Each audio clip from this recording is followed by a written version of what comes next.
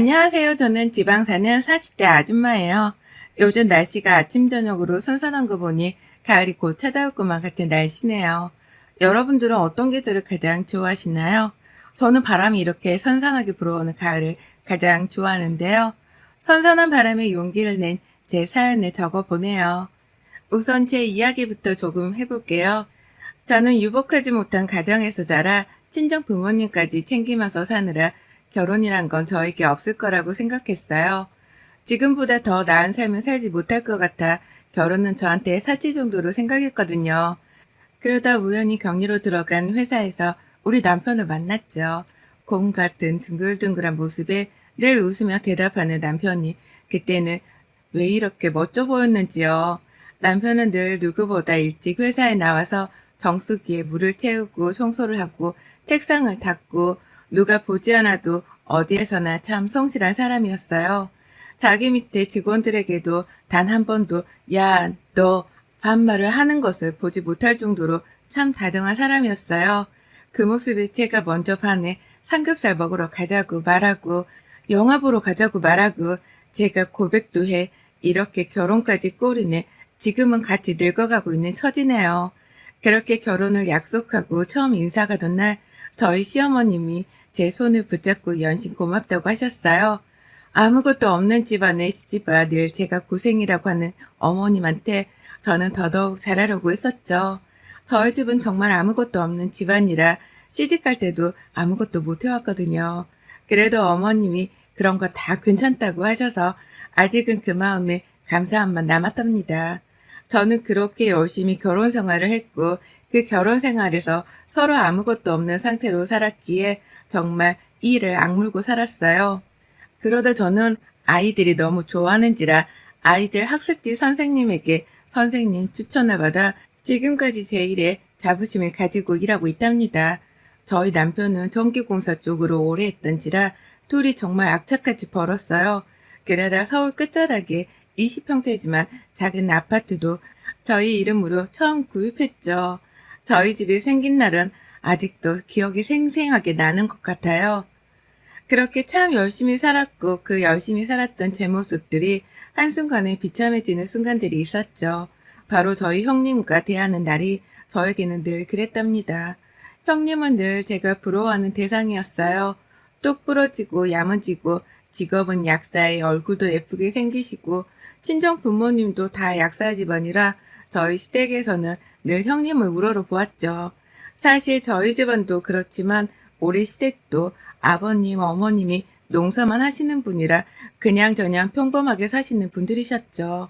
근데 형님을 볼 때면 늘 좋은 옷에 좋은 구두에 저는 그런 거 구경도 못 해볼 정도로 항상 반짝이는 분이었어요.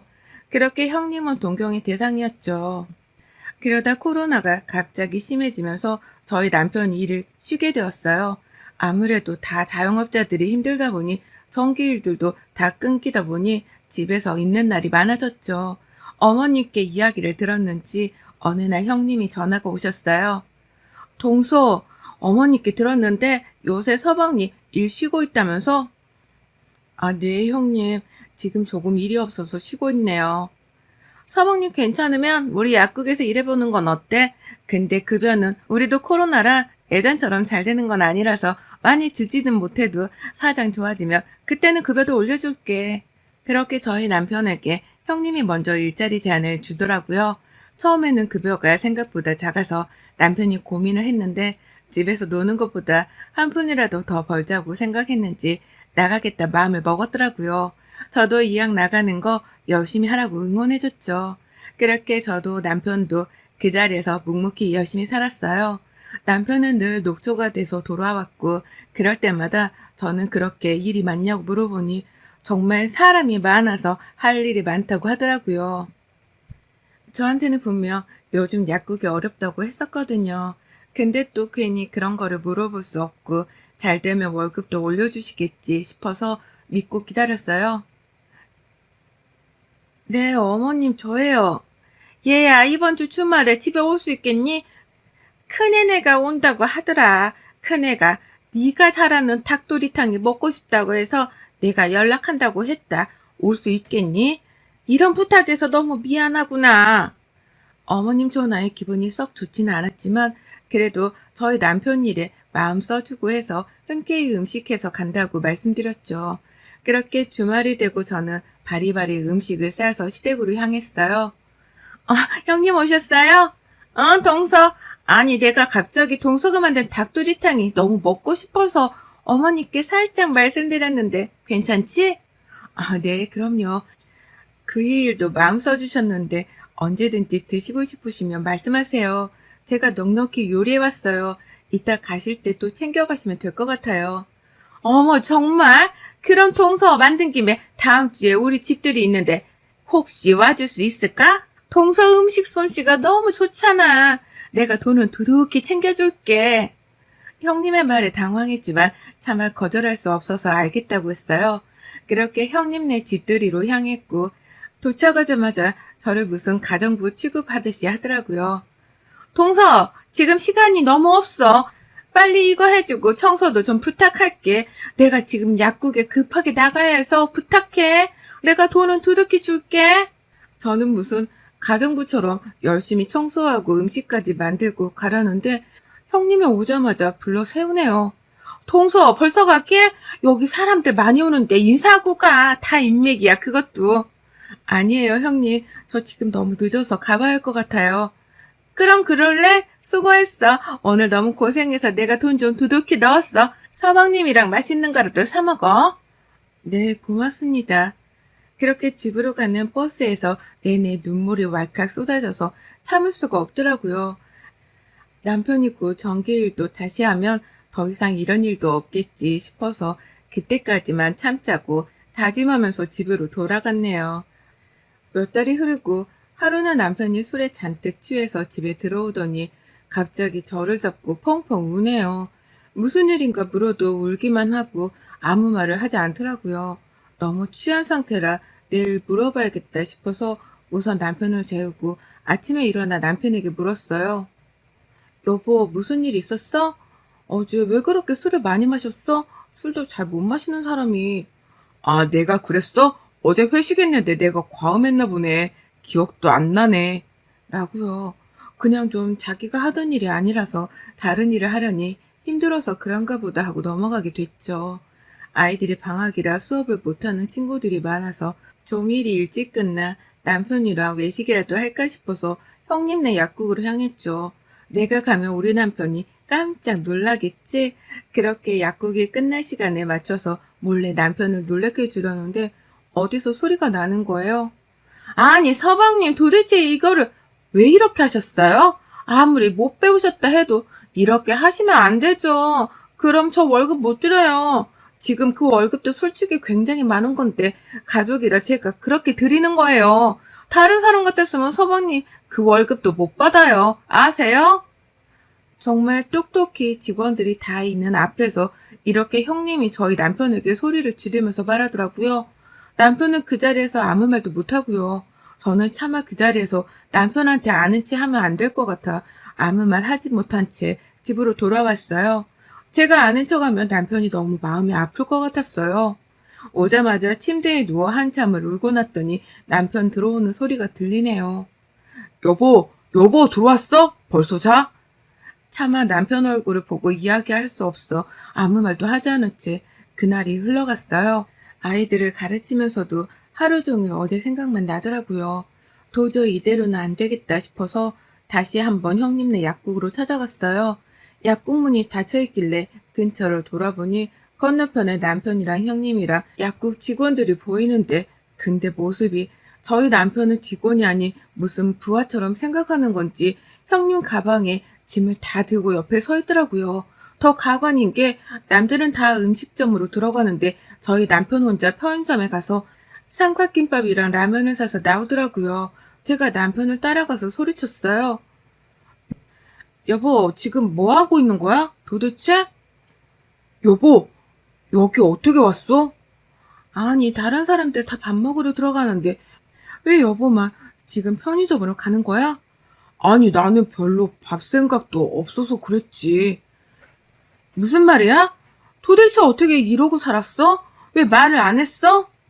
길 한복판에서 있는 힘과 소리를 지르고 울분도 토했어요. 알고 봤더니 형님이 술만 마시면 남편한테 대리운전을 시켜서 집에 안 가고 기다려야 해서 편의점에 갔던 거였어요. 이게 가족끼리 말이 되는 이야기인가 싶어서 정말 참을 수가 없어서 눈물밖에 안 나오더라고요. 그렇게 남편은 그런 저에게 붙들려 집으로 왔죠. 집에서 남편 이야기를 들어보니 이거는 정말 참을 수가 없는 일들이 벌어지고 있었더라고요.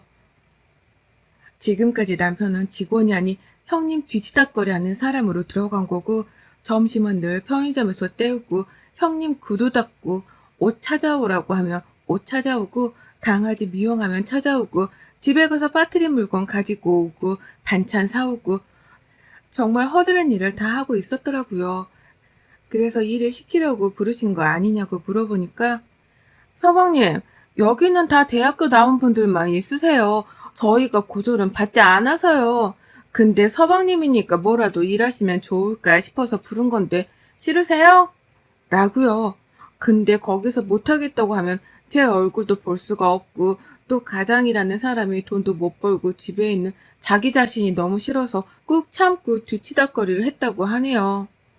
저는 남편이랑 대화를 하자마자 바로 형님네로 쳐들어갔어요. 띵동 누르니 바로 아주버님이 열어주네요. 죄수씨, 이 밤에 무슨 일이에요? 형님 안에 계세요? 라는 말이 끝나는 동시에 들어가서 온 집안을 뒤졌어요. 씻고 있던 형님이, 어머, 동서, 이 밤에 무슨 일이야? 여기까지 말도 없이. 이게 지금 무슨 짓이야? 가자마자 형님 머리채를 콱 하고 잡았어요. 제가 형님보다 더 키도 크고 등치도 크기 때문에 제가 머리채를 잡으면 절대 저를 잡을 수가 없거든요. 그 각도에서 잡고 욕짓거리를 하니 이제는 저보고 미쳤냐면서 소리를 고래고래 지르더라고요. 그래서 저는 아랑곳하지 않고 말했어요. 너 내 남편 데려가다 네 뒤치다꺼리 하려고 불렸냐고. 네가 사람이냐고요. 내 남편이 노예도 아니고 어떻게 이럴 수가 있냐고 소리를 고래고래 질렀어요. 옆에 있는 그냥 잡히는 대로 다 던지고 그랬거든요. 아주버님은 옆에서 재수 씨 진정 좀 하라고 하고, 그 미친 형님은 저보고 주제를 모른다고 하더군요. 돈 없어서 취직시켜줬더니 이래서 돈 없는 것들은 절대 상종을 하면 안 된다고요. 그러게 형님네 집에 있는 물건들을 죄에다 던지고 정말 미친 사람처럼 굴었죠. 나중에 손해배상 청구할 거라고 고래고래 소리를 지르길래 네 마음대로 하라고 하고 나왔습니다. 그 뒤로 시댁에 가서 어머님, 아버님께 말씀드렸어요. 더 이상 형님네와 연애 이어가지 않겠다고요. 어머님도 형님한테 정말 많이 당했거든요. 여기에 다 쓸 수 없을 정도로 어머님이 긴장하면 나 일름 와서 도와주지도 않고 자기가 가장 많이 챙겨가요. 돈 한 푼도 안 드리고요. 제사 때만 되면 약국에 갑자기 일이 생겨서 못 온대요. 언제는 자기 집에 가정부가 못 온다고 어머님 보고 와서 청소해달라고 하질 않나. 자기네 집 강아지 혼자 있으니까 1시간이 걸리는 거리인데 하루에 2번씩 밥 주고 산책시켜달라고 하기도 했죠. 돈은 뭐 넉넉히 드린다고요. 또 언제는 자기네들 해외여행 갈 때 자기네 집 와서 환기시키고 청소랑 빨래 좀 해달라고요. 며느리 이렇게 열심히 일하는 거 불쌍하지 않으시냐면서요. 이것 말고도 정말 많은 일이 있었는데 어머님도 너무 착한 분이셔서 말도 못하고 끙끙 앓고 계셨겠죠. 그렇게 저는 폭탄선을 하고 나왔어요.